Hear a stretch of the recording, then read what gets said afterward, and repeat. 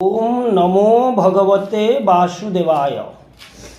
नारायणं नमस्कृत्य नरं चैव नरोत्तमं देवीं सरस्वतीं व्यासं ततो जयमुदीरयेत्। मूकं करोति वाचालं पङ्गुं लङ्घयते गिरिं यत्कृपातमहं वन्दे परमानन्दमाधवं। निगमकल्पतरुगलितं फलं सुखमुखातमृतद्रवसंयुक्तं पिबत भागवतं रसमालयं मुहुरो रसिका भुवि भावुकाः। सप्तम स्कंद द्वितीय अध्याय। नारद उवाच कहन्ति ब्रह्मांक नंदन राजन सावधाने शुण। असुर कूले जात होई जय विजय बेनी भाई। हिरण्य हिरण्याक्ष वीर तपे तोषिले वेदवर। हिरण्यकशिपु असुर बले होइला राजेश्वर। कष्ट पाइन भयंकर तासे कंपिले सुर नर। तार अनुज हिरण्याक्ष गदा संग्रामे अति दक्ष। देव मनुष्य तार तुले गदा युद्धरे हारी गले। एबे लोक जिणी बले विजय कला से पाताले। वरुणपुरे जाई मिली प्रचंड गदा करे तोली। बुइला युद्ध मोते दिय नुहिले पाताले न थाओ। मोर ए पाताल भुवन एमंते गला केते दिन। यज्ञ बराह रूप धरी दंताग्रे धरणी उद्धारी। से हरि थिले तार पुरे तिनि भुवन उपकारे। असुर देखि दामोदर गदा प्रहारे कले चूर। हिरण्यकशिपु ता शुणी कोपे कंपिला से ही क्षणी। अधर दंतरे कामोड़ी हाहा शबदे शिर ताड़ी। भातृनिधने जे विकल चाहिला आकाश मंडल। सधुम दिशई आकाश जेणु होइछि महारोष।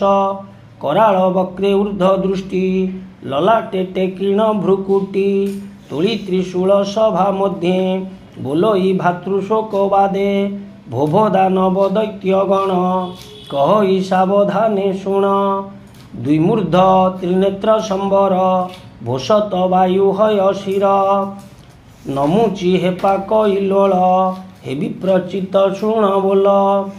पुलोम शकुनि सहिते ए मोर सभा मध्ये जेते। मोहर बोल एबे कर ए शोक सागर उद्धर। मोर बहिरी देव लोके मनुष्य मध्ये छन्ति थोके। हरिंकु भजन्ति जे नित्ये एबे विचारी मोर चित्ते। हरिर पथ आश्रे कले मोर भाई की संहारिले। से हरि मोहर बहिरी अति निर्दय अहंकारी। मायारे नाना रूप धरे भकत संगे से विहरे। बालक प्राय तार गति एणु अस्थिर मोर मति। एशूल मारिता शरीरे तर्पण करी विरुधिरे। मो भातृपितृ कार्य अर्थे कहिली तुम्भर अग्रते। सेकुट दुष्ट दुराचार तार विश्वासी बेगे मार। सेमले मरिबे सकले वृक्ष काटिले जेन्हे डाले। जाबत न मरई हरि ताबत भ्रम वसुंधरी। ब्रह्म क्षत्रिय वैश्य जेते विष्णु भजन्ति अविरते। तपस्वी जन बेगे मार यज्ञर अग्निनाश कर। त्रिसंध्या भक्त ज्ञानी जेते ताहांकु मार अविरते। ए धर्म क्रिया मूले हरि सेथाई तार हृदय पुरी। ऋषि देवता पितृगणे जेथांति धर्म परायणे। गुरु ब्राह्मणे यज्ञ जहि वेद पठने मंत्र ध्यायी। आश्रम क्रिया जहि थिब बेगे विनाश अग्निदेव। एमंत राजा आज्ञा पाई असुर गले सज होई। स्वभावे असुर निर्दय प्राणी मरणे बड़ प्रिय। तक्षणे पशि ग्राम पुरे गिरिवनस्थ क्षेत्र द्वारे। ऋषि आश्रमे तपोवने मेरु पर्वत नाना स्थाने। गुरु ब्राह्मण यज्ञ स्थान अनले दहिले तक्षण। खनित्र घेनी महासुर भेदिले प्राकार गोपुर। असुर बल बेगे व्यापी छेदी पकाइले बिटपी। जीवित वृक्ष जेते थिले परशु हस्ते ता छेदिले। এমন্ত দ্বাদশ বরষে ধর্ম নাশিলে মহারোষে নিরতে প্রাণী নাশ কলে দেবে আকাশু পଳାଇଲେ লুচিলে বনগিরি তৃণে ঘোর কাননে সুরগণে ভাতৃমରଣେ କୋପ କଲା ଏମନ୍ତେ ପ୍ରାଣୀ ନାଶ କଲା ଭାତୃର ପ୍ରେତ କାର୍ଯ୍ୟ କଲା ଅନେକ ଜଳ ଅର୍ଣ୍ଣ ଦେଲା ତର୍ପଣ ଶ୍ରାଦ୍ଧ କର୍ମ ସାର ଭାତୃପୁତ୍ରକୁ କୋଳେ ଧର ତର୍ପଣ ଶ୍ରାଦ୍ଧ କର୍ମ ସାରି ଭାତୃପୁତ୍ରକୁ କୋଳେ ଧରି ତକ୍ଷଣେ ଅନ୍ତପୁରେ ଯାଇ ସୁହୃଦ ଅସୁରକୁ ରାଇ ଠକୁନି ସମ୍ବର ଧୃଷ୍ଟକ ଭୂତ ସନ୍ତାପନ ଯେ ବୃକ କାଳନାଭ ମହାନାଭଙ୍କୁ ହରିଶ୍ମଶ୍ରୁ ଉତ୍କଚକକୁ ନିଜର ନିକଟେ ବସାଇ ଅନୁଜ ପତ୍ନୀଙ୍କୁ ଅନାଇ ତାହାର ନାମ ଅଟେ ଭାନୁ ସ୍ୱାମୀ ମରଣେ କ୍ରୋଧ ମନୁ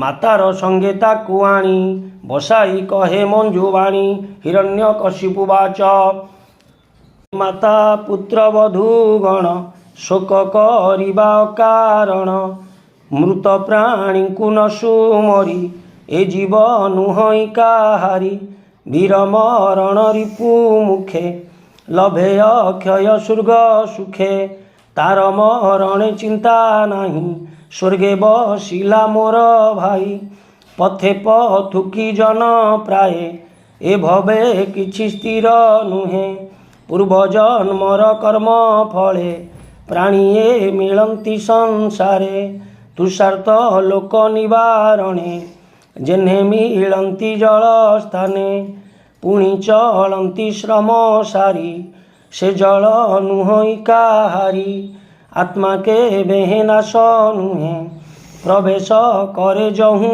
ଦେହେ ଅବ୍ୟୟ ଶୁଦ୍ଧ ସର୍ବଗାମୀ ସର୍ବଜ୍ଞ ସର୍ବଦେହେ ଭ୍ରମୀ ସେ ଆତ୍ମା ଦେହରୁ ଚଳିଲେ ଦେହ ବିନାଶ ଲଭେ ଭଲେ ଚଞ୍ଚଳ ଜଳେ ବୃକ୍ଷ ଛାଇ ଚଳିଲା ପ୍ରାୟ କଦିଶଇ ସେ ଯେହ୍ନେ ଉଦକ ନ ମିଶେ ଆତ୍ମା ଶରୀରେ ପରକାଶେ ବାଳକେ କ୍ରୀଡ଼ାରେ ଘୂରନ୍ତି ଭ୍ରମୀଣ ମହିରେ ପଡ଼ନ୍ତି ଚାହାନ୍ତେ ଭ୍ରମଇ ସଂସାର ଏମନ୍ତ ମାୟା କ୍ରୀଡ଼ା ଘର ଏଣୁ ଏ ଭ୍ରମ ଗୁଣ ଦୋଷେ ମନ ନ ରହି ବିଶ୍ୱାସେ ଏ ଆତ୍ମା ହୋଇ ଦେହବନ୍ତ ଦେହ ଭିନ୍ନ ମଣେ ନିତ୍ୟ ଅର୍ଜିଲା କର୍ମ ଫଳ ବଳେ ପ୍ରାଣୀ ଭ୍ରମନ୍ତି ମହି ତଳେ ସଂସାର ସଂଯୋଗ ବିଯୋଗେ ଶୋକ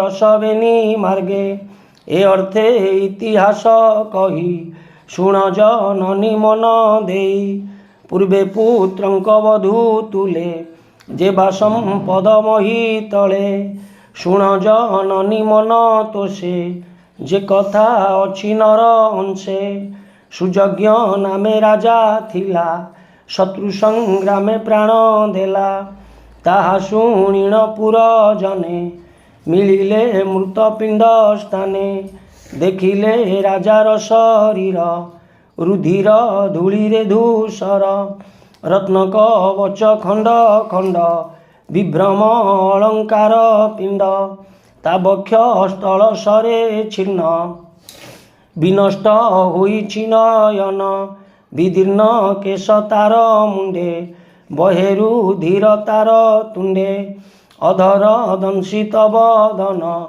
ହୋଇ ରହିଛି ବିଦ୍ୟମାନ ବାୟୁ ନ ବହେ ନାକ ବାଟେ କର ଆୟୁଧ ଛିନ୍ନ ଅଟେ ଏକାଳେ ମିଳିଲେ ସମୀପେ କାମିନୀ ଗଣ ଦୁଃଖ ଶୋକେ ଅତି କାତର ହୋଇ ତହିଁ କାନ୍ଦନ୍ତି ରାଜା ମୁଖ ଚାହିଁ ଭୂନାଥ ତୋହର ଚରଣେ ତୋର ସକଳ ବନ୍ଧୁ ଗଣେ ଜୀବନ ଥାଉଁ ଥାଉଁ ମଲୁ ବିଧି ଅଯୋଗ ଭିଆଇଲୁ ହୃଦରେ ବେନି କର ତାଡ଼ି କାନ୍ଦନ୍ତି ଭୂମି ତଳେ ପଡ଼ି ଚରଣ ପୁଣ ପୁଣ ଧରି କାନ୍ଦନ୍ତି ଉଚ୍ଚନାଦ କରି ଚରଣ ସିକ୍ତ ଅଶ୍ରୁ ଜଳେ ଲୋତକ ମିଶ୍ରିତକ ଜଳେ କୁଚ କୁଙ୍କୁମେ ଅଶ୍ରୁ ଜଳେ ପଡ଼ନ୍ତି ରାଜା ପାଦ ତଳେ କେଶବ सन ସମ୍ଭାଳ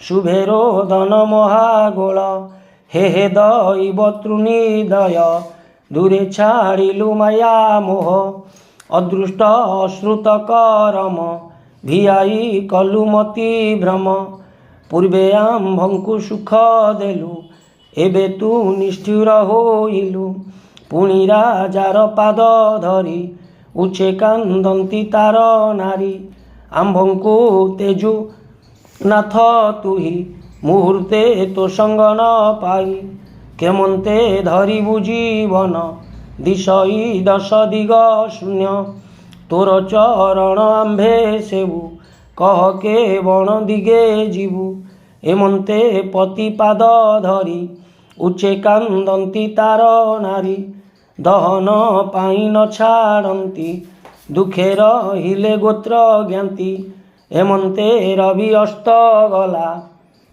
ଘୋର ତିମିର ପ୍ରକାଶିଲା ଆର୍ତ୍ତରୋଦନ ତାଙ୍କ ଦେଖି ସମନ ଭୁବନ ଉପେକ୍ଷୀ ଶୋକ ନିବାରେ ଇଚ୍ଛା କରି ଯମ ବାଳକ ରୂପ ଧରି ମିଳିଣ ତାଙ୍କ ସନ୍ନିଧାନେ କହି କୋମଳ ବଚନେ ଯମବାଚ ହେ ଅଦ୍ଭୁତ କଥା ଦେଖ ଏ ସର୍ବ ବୟସେ ଅଧିକ ବାଳକ ପ୍ରାୟ ନ ଜାଣନ୍ତି ବିମୋହେ ରୋଦନ କରନ୍ତି ଏ ପ୍ରାଣ ଯହୁଁ ଆସିଥିଲା କର୍ମ ସଙ୍ଗତେ କରି ଖେଳା ତହିଁକି ଗଲା କର୍ମ ଅନ୍ତେ ଜାଣୁ ନ ଜାଣୁ ତୁ କେମନ୍ତେ ଏଣୁ ଏ କର୍ମମୟ ଦେହି କର୍ମୁ ଅଧିକ କେହି ନାହିଁ ସମସ୍ତ ତୁଲ୍ୟ ଦେହ ବହି କର୍ମ ସରିଲେ କେବା ରହି ଯହୁଁ ଅଇଲା ତା ନ ଜାଣେ ଦେହକୁ ନିତ୍ୟ ପ୍ରାୟ ମଣେ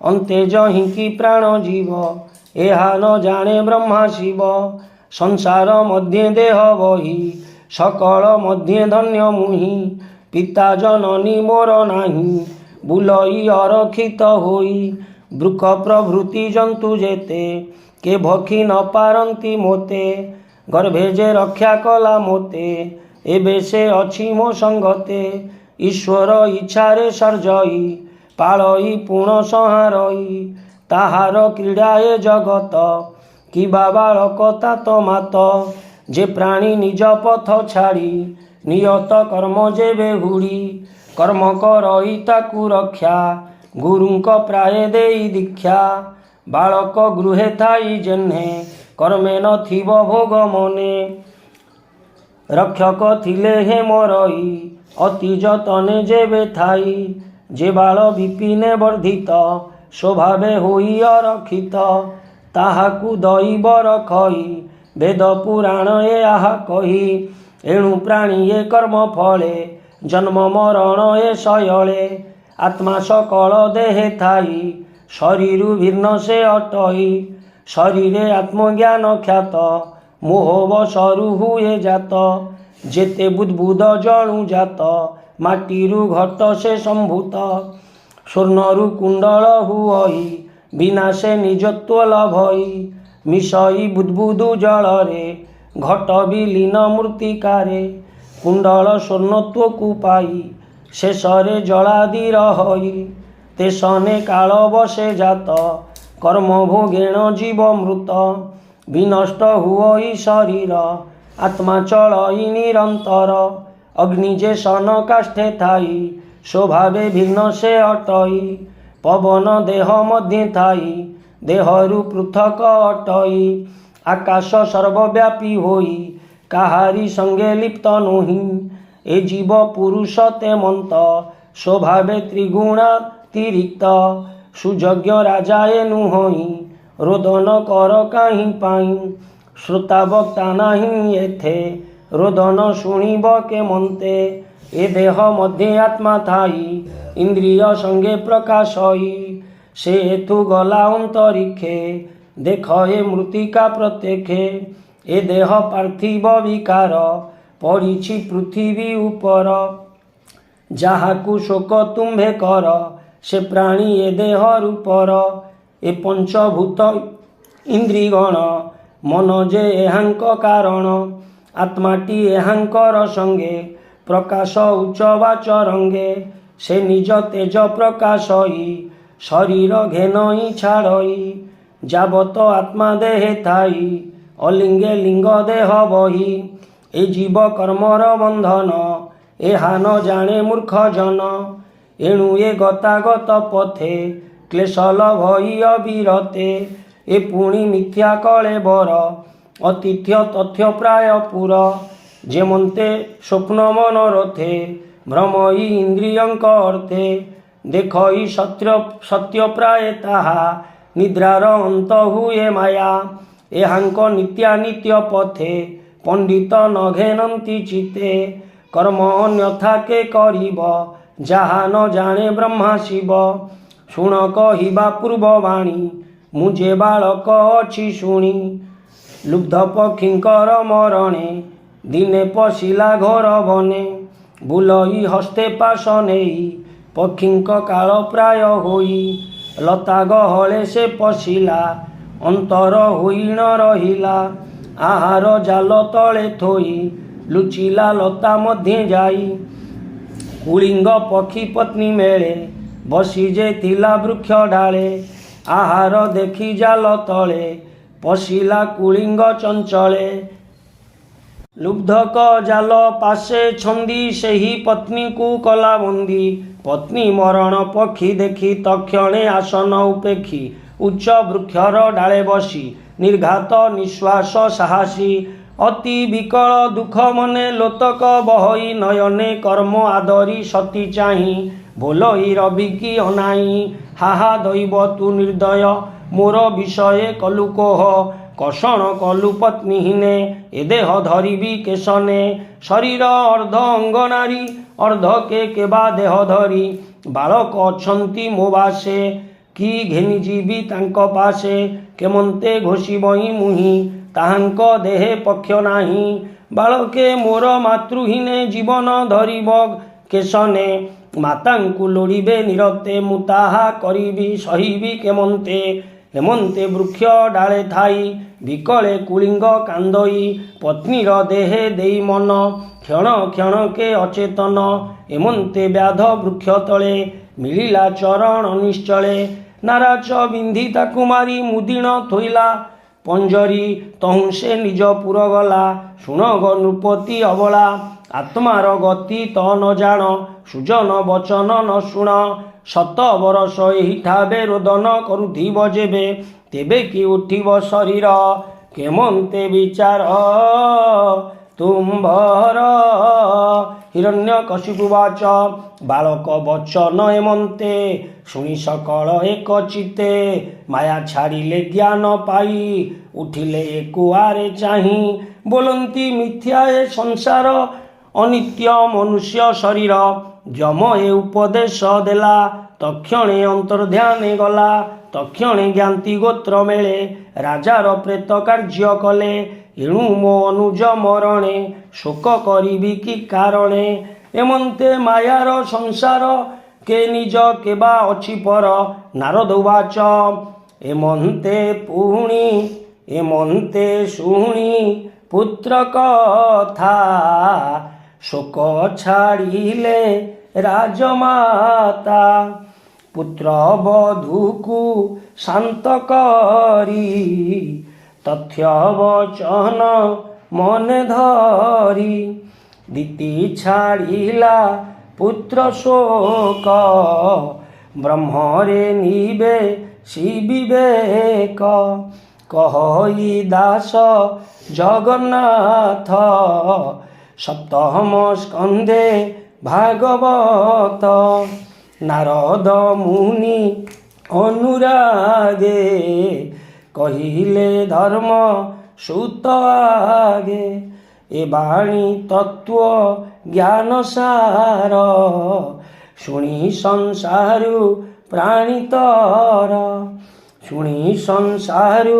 ପ୍ରାଣିତର ଏ ବାଣୀ ତତ୍ତ୍ୱ ଜ୍ଞାନ ସାର ଇତି ଶ୍ରୀମଦ୍ଭାଗବତେ ମହାପୁରାଣେ ପାରମହଂସ୍ୟାଂ ସଂହିତାୟାଂ ବୟାସିକ୍ୟାଂ ସପ୍ତମ ସ୍କନ୍ଧେ ନାରଦ ଯୁଧିଷ୍ଠିର ସମ୍ବାଦେ ଦ୍ୱିତୀୟ ଶୋକୋପନୋଦନେ ନାମ ଦ୍ୱିତୀୟୋଧ୍ୟାୟ भीमस्यापि रणभंग मुनिरपि मतिभ्रम यदि सुदं वसुदं वा मम दोष न विद्यते सर्वे भवन्तु सुखिनः सर्वे सन्तु निरामया सर्वे भद्राणि पश्यन्तु मा कश्चित् दुःखभाग् भवेत्। ओम शांति शांति शांति।